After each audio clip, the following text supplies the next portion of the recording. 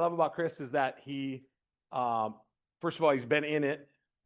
He had to get help to get out, and now he wants to help other people, if that makes sense. Okay.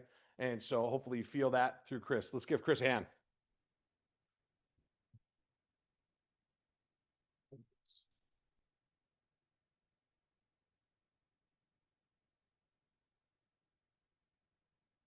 All right.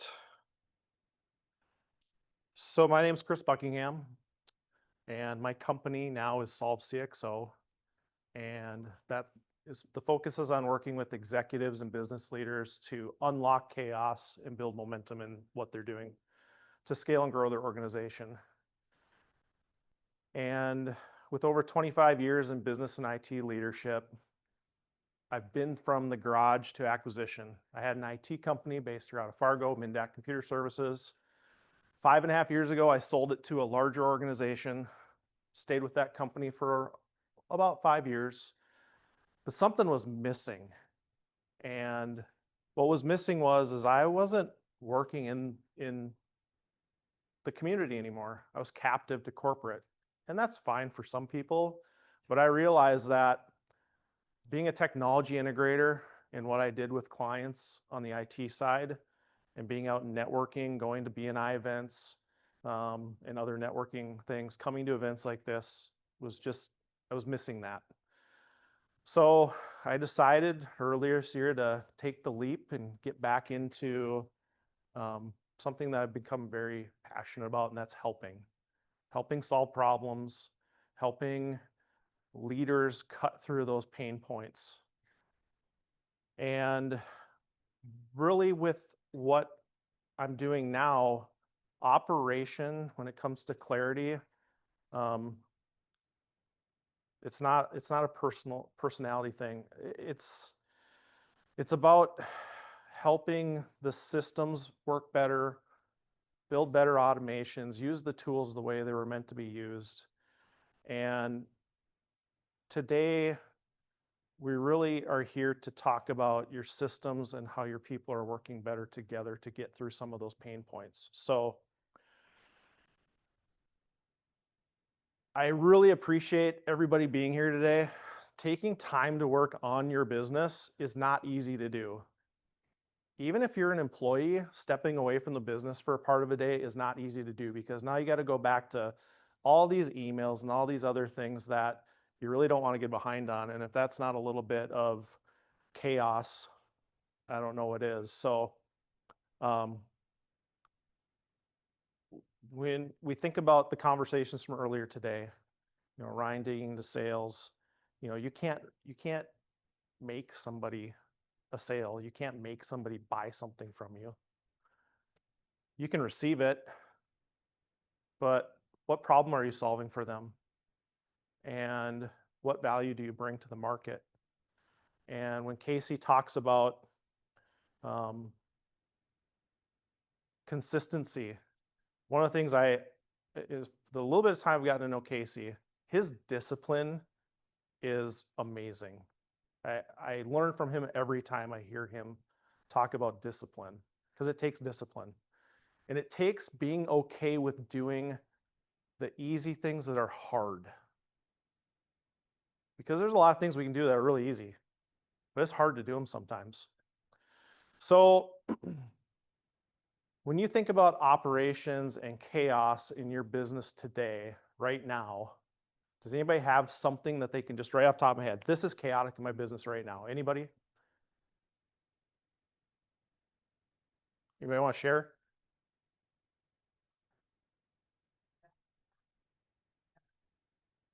Process between sales and everything else. Yes. Especially in today's world with wanting things fast. Yeah, Valerie. Salesforce is a CRM, but nobody took ownership in our company, so it's kind of a free for all for how everybody's inputting the data and we're going to use this. Yeah. Ownership of implementing a new platform, a new system, building processes, procedures, and consistency around it. Very chaotic. All right.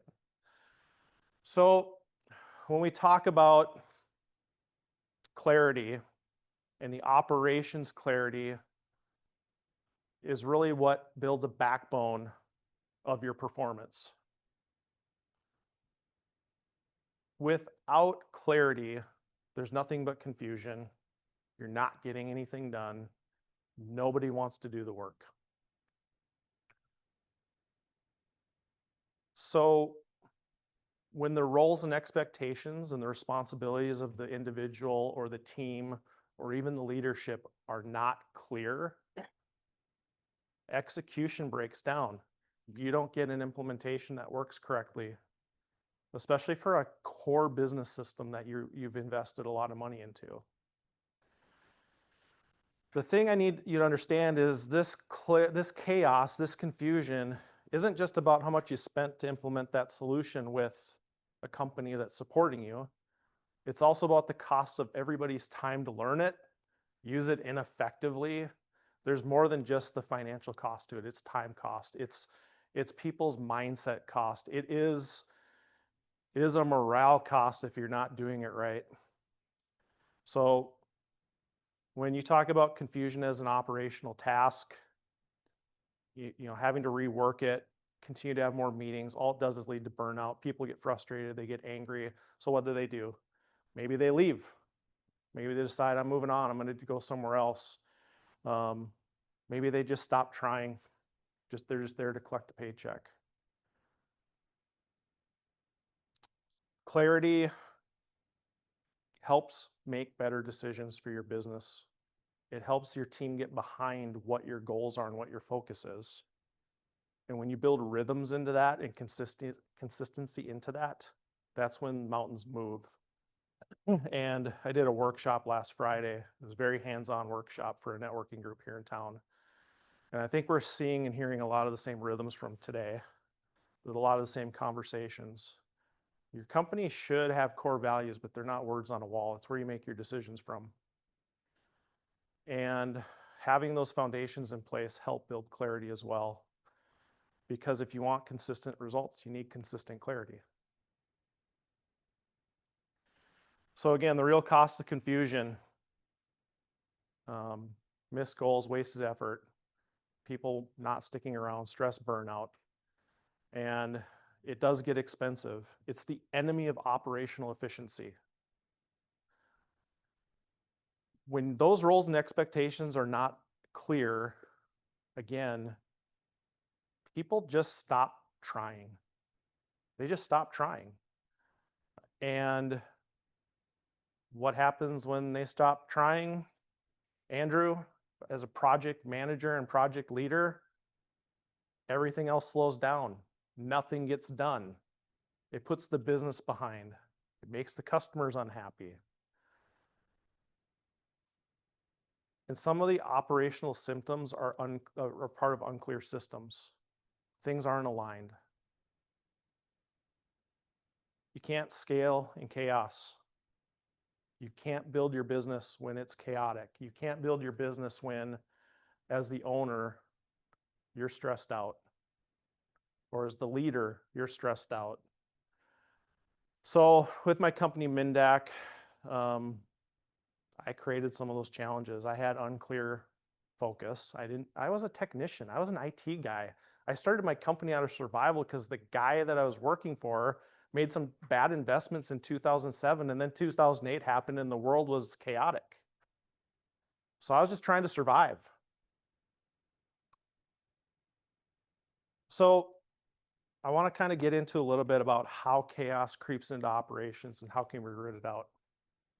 And I have no idea why that squiggly line is on there. I probably pushed a button on here. So you probably can't see it, but on the screen here, it's kind of goofy. So when you're a small business and you're the owner that wears multiple hats, you own everything. And when you own everything, really nothing gets accomplished. And chaos thrives when you don't have systems in place and you don't have the rhythms in place and you don't have the expectations in place to drive business. So then projects stall. your team's missing goals, and everybody looks at you and says, what are you going to do? You're the HR department. You're the visionary. You're the integrator. You can't be the visionary and the integrator at the same time. It doesn't work. And then with that, there's no operational flow. There's no tools in place to build the business. We're not measuring anything, so there's nothing to manage to other than is somebody pissed off today or not.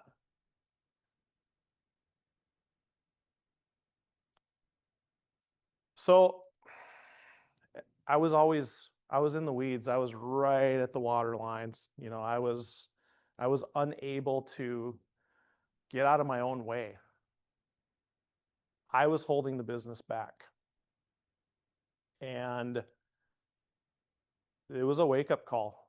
And if I didn't change, or in some cases, if the leadership isn't willing to change, then you're just going to live in chaos and nothing's going to continue to grow. So I realized I couldn't fix this thing alone. I had to do something different.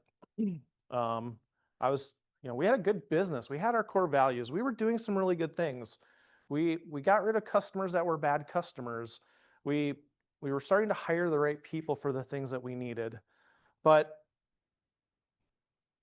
the team I had was hired and tasked to do the things that they were doing, and they were doing them okay. But I needed others to come in and help me with that. So I brought in a fractional CFO to help me with financial decision making and strategy, which Mike is very attuned to. And I brought in a fractional COO who had a technology background like I did. And what we created was an executive leadership team, but I didn't have to pay for an executive leadership team. And what we did is we built strategies, we put in tools in place, and we established the right foundational steps to be able to elevate and scale. And when that happened, clarity started to build. The chaos and the pains we were facing was starting to finally become a place where we were going from survival mode to growth mode. And the team was excited and getting behind the directions and the things that we were doing to drive the company forward. Real growth starts when leaders stop trying to do it all themselves. You hire people to do a job. Trust them to do the job. And if you don't feel like you can trust them to do the job, then don't waste your time.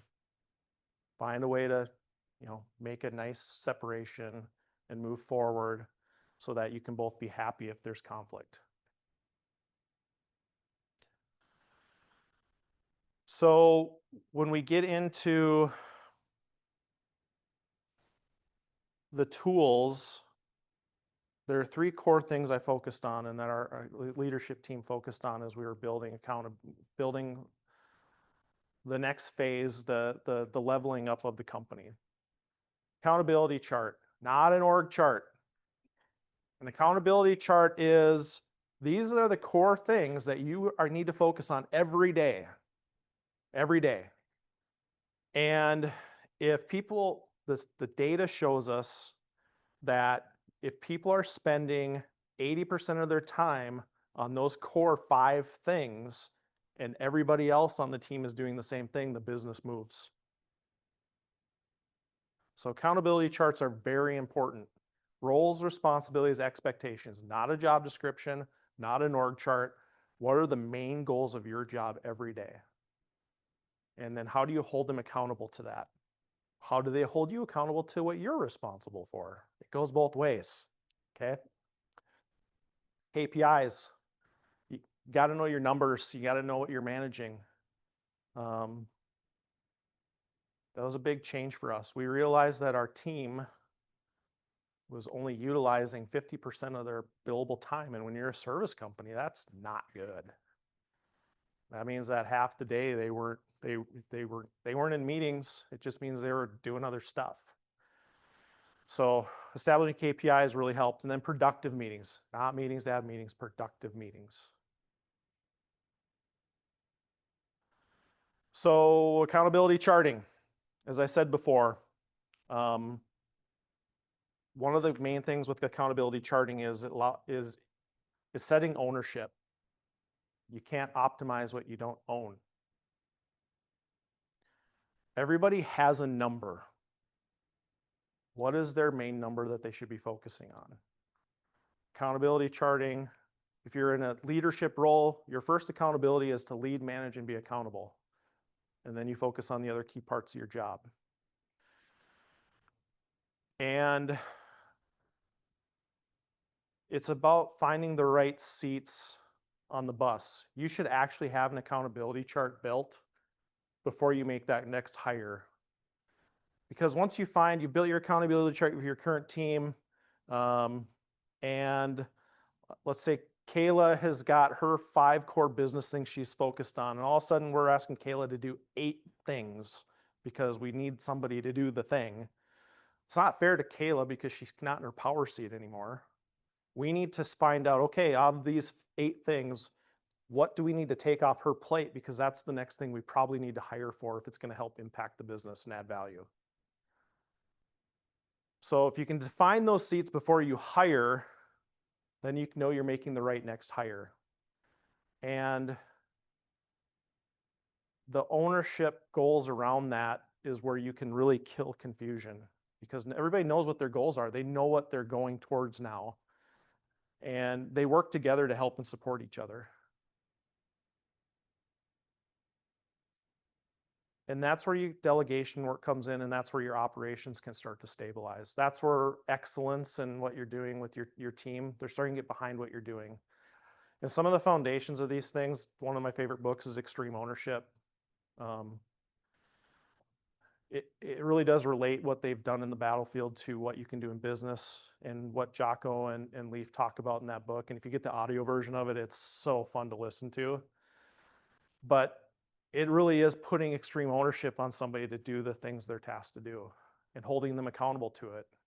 We have a challenge today with leadership not holding people accountable. We've all seen it. We see it in our companies today. Well, they're a high performer. We don't need to hold them as accountable as they should be, but they don't align with our core values and they're hurting the team. I don't care if they're a high performer, get rid of them.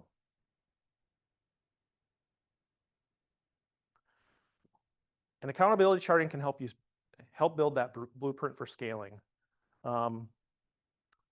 We went through an accountability chart exercise recently with one of the clients I work with. And when you start to break it out of all the roles that, first of all, you focus on the roles, not the person. What are all the roles that we have in this company? And then you go back and you put names next to them.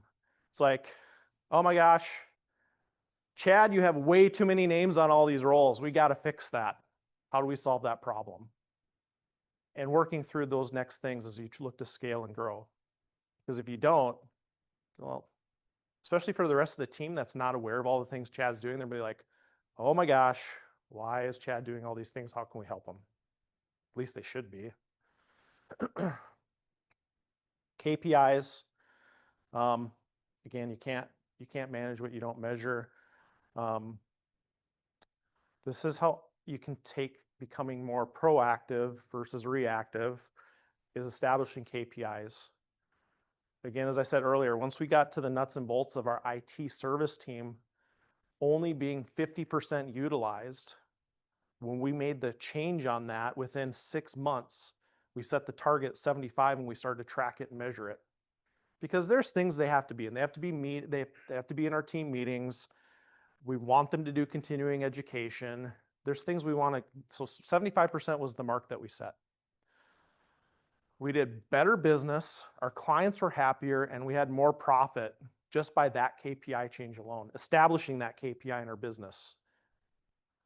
We're not too busy to hire, and we have to hire somebody else. We're not doing the right things, and the KPIs proved it. And that's where you can give your operational lens something to work with, whether it's a sales KPI, a marketing KPI. There's a way to measure everything if you really want to. It's just a matter of how deep do you want to go with it. The other part of it too is as you go through scorecard exercises, establishing those KPIs and then checking them every week during those productive meetings. Are we on track? Are we off track? Where are we at? Are we behind? What's causing that? Is there a roadblock? How can I help you as a leader unblock that? Or do you need me to make a decision to unblock you? Because again, the person that's going to hold back everything first is the leader. So these give you an opportunity to give accountability, establish that outcome for them, and then you empower them to take ownership of it. Then there's no conversation about how somebody feels today. Did we meet it or not?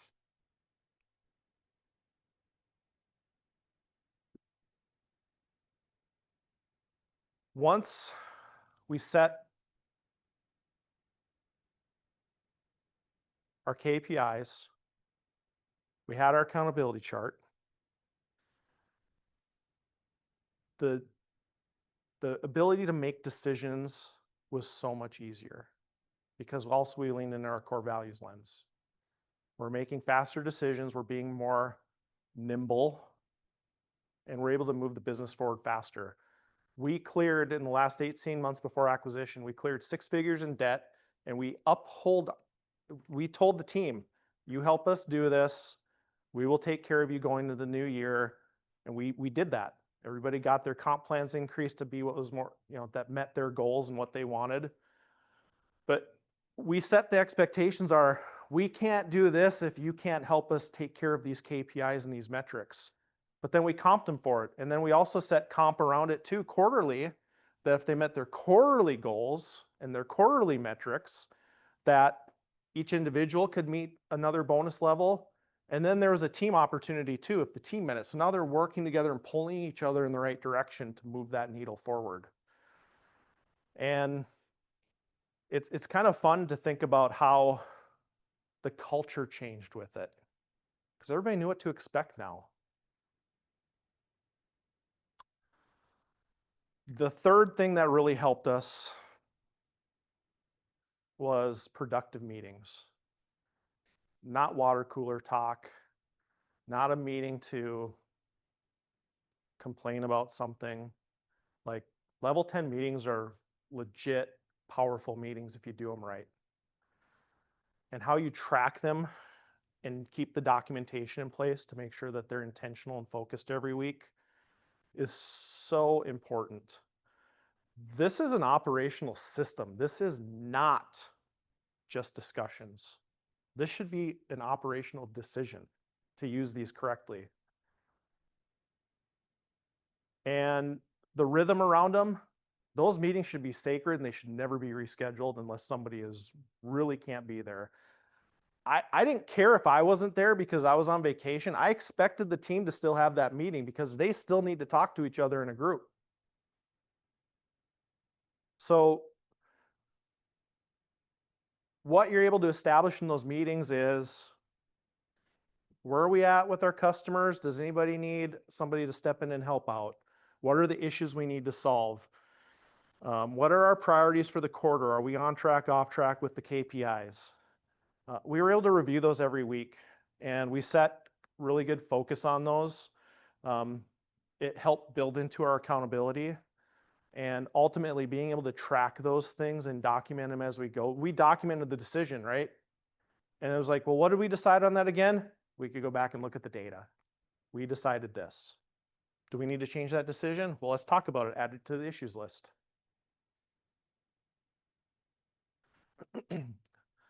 The other place where people are missing is one-to-ones with your team. If you're in an executive leadership role, you should have one-to-ones with your first level leaders and probably your skip level leaders. That is where you can move mountains with your team. You need to know what's important to them. You need to know where maybe they need some support or assistance from you. Your job is to block and tackle and support them.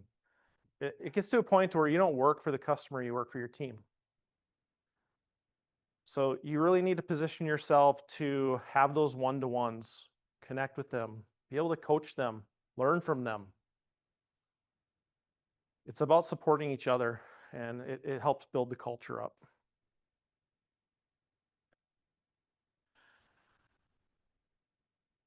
I can't say anything. The most important thing though is keeping the structure in place, keeping the agenda tight, keep things moving forward. Don't go into the rabbit holes on stuff. You're there to have a meeting about the agenda that's in place.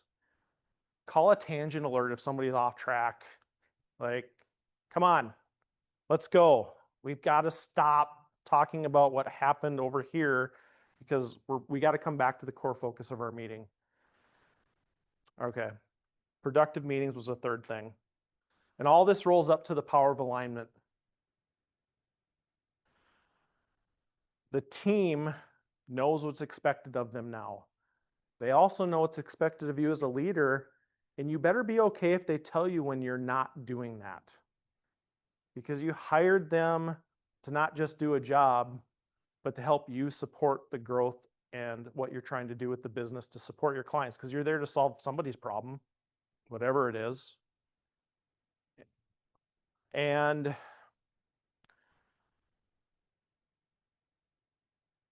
I think the thing that does is when you put these things in place, it helps build trust. Not just trust between you and your managers, but it helps build trust throughout the entire organization. And with your clients especially, if you can build clients in the team, because again, as it was said earlier, everybody's in sales. Even the people out doing the work are in sales. Like Matt and I have talked about how they're trying to empower and enable their technicians to still educate the customer to help improve the experience, to help add more value to what they're doing.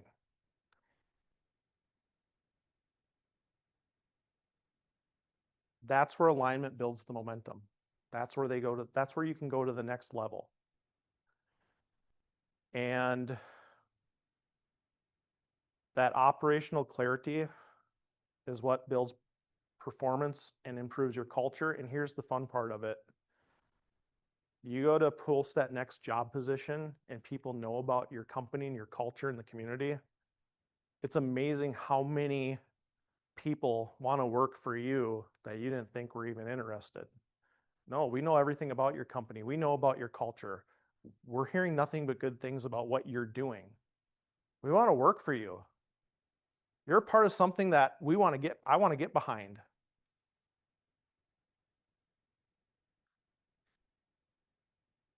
So, as I stated earlier, I took an IT company from the garage to the boardroom.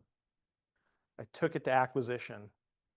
At the time that with the fractional support I had and our team doing everything that we asked them to do and building this operational excellence through some of these key things, we really were able to unlock and unblock a level that I don't think any of us expected. Acquisition was never a conversation when we were building the systems.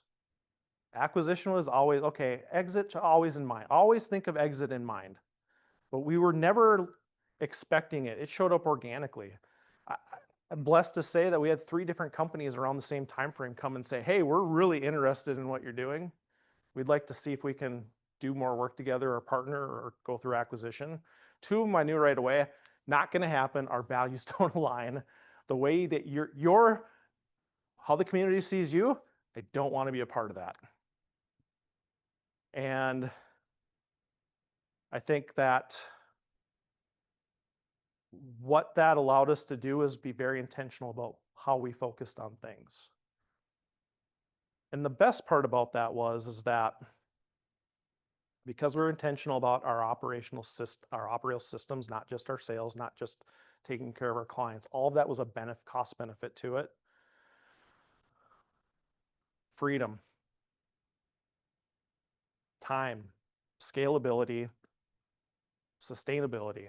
We were on a path to where if we didn't sell, we were going to be doing some awesome things. We really were. It's because of the relationships we built and the community we built and the partnerships we built. And clarity after 8 years of chaos. The last 3+ years when we started to move that needle, I finally took a vacation. I got to spend more time with my family. I got to be a better father.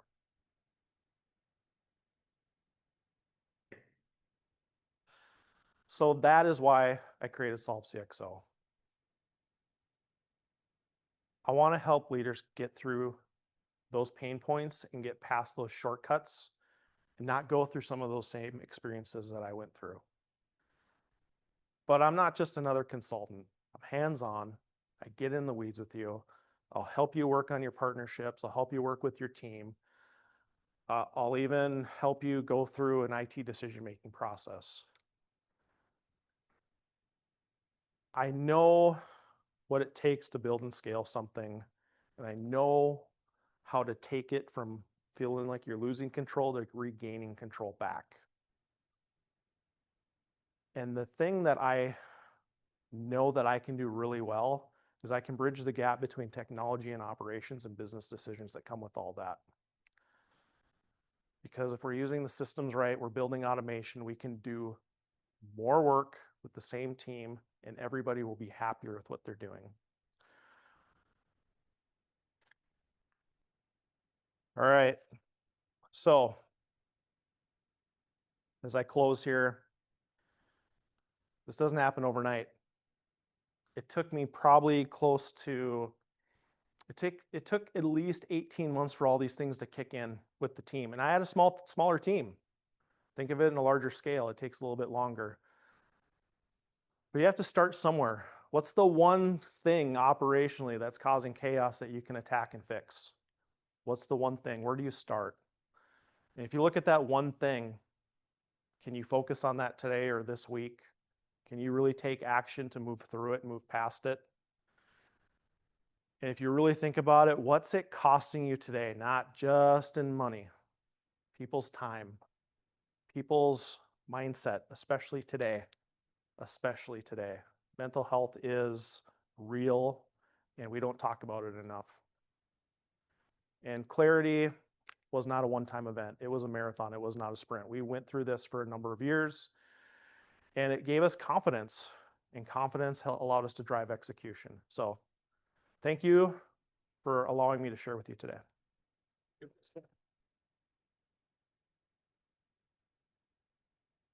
Yeah.